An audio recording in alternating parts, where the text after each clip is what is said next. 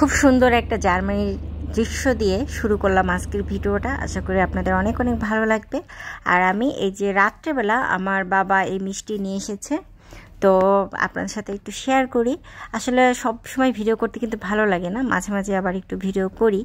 তো এই যে মিষ্টি, এই মিষ্টিগুলো আমার খুব ভালো লাগে। ফরিদপুরের মিষ্টি খেতে অনেক মজা, তো এই মিষ্টিটা আমার খুব ভালো লাগে।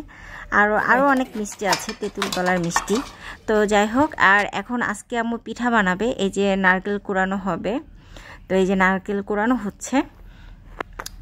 আসলে টুকটাক অনেক কিছু করা হয়, বাট আসলে ভিডিও করতে ইচ্ছা করে না, দেখা গেলো ঘুমিয়ে ঘুমিয়ে সময় কাটাই।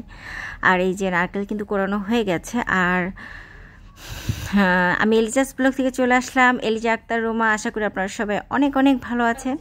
আর আমার ভিডিওটা অবশ্যই প্রথম থেকে শেষ পর্যন্ত দেখবেন। আর এটা হচ্ছে তালের পিঠা বানাবে, নারকেল, তাল আর চালের গুঁড়া, চিনি, গুড়, মানে এইসব দিয়ে হয়তো বা।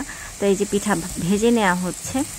তো আম্মু আসলে টুকটাক করে অল্প অল্প করে কিন্তু পিঠা বানাচ্ছে আর খাচ্ছি, তো মজাই লাগছে আসলে।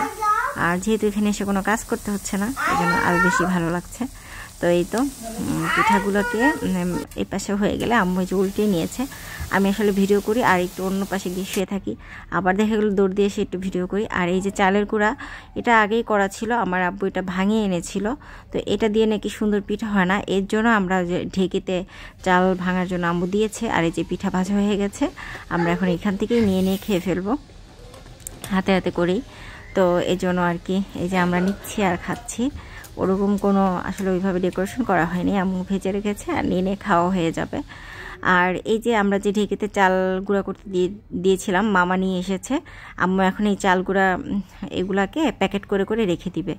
আর আমার আম্মু এইভাবেই রেখে দেয়, তাহলে কি হয় যে পিঠা বানাতে তার কষ্ট হয় না। দেখা এগুলো চালের গুঁড়া করা থাকলে ঝটপট যে কোনো সময় সে পিঠা তৈরি করে নিতে পারে। তো আমার আম্মুর ফ্রিজে এগুলো আম্মু সবসময় রেখে দেওয়ার চেষ্টা করে, হঠাৎ হয়তো বা নাও থাকতে পারে, বাট বেশি সময় রেখে দেয়। তো যার কারণে পিঠা খেতে আসলে আমাদের প্রবলেম হয় না। তো এই যে ঢেকিতে চাল গুঁড়া করেছে, এটা দেখাতে পারলাম না, বাট নেক্সট টাইম যদি পারি দেখাবো।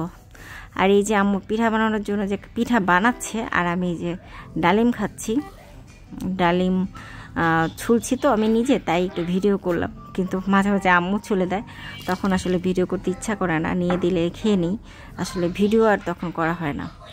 তো এই যে, আর আমার একটা অভ্যাস আছে, আমি বিছনাতে বসে বসে খাই। টেবিলে আমাদের বাসায় আসলে একটু টেবিলে খাওয়া হয়, কিন্তু ঢাকার বাসায় তো আমি একদমই টেবিলে খাই না, ভিডিও করার সময় একটু খাই।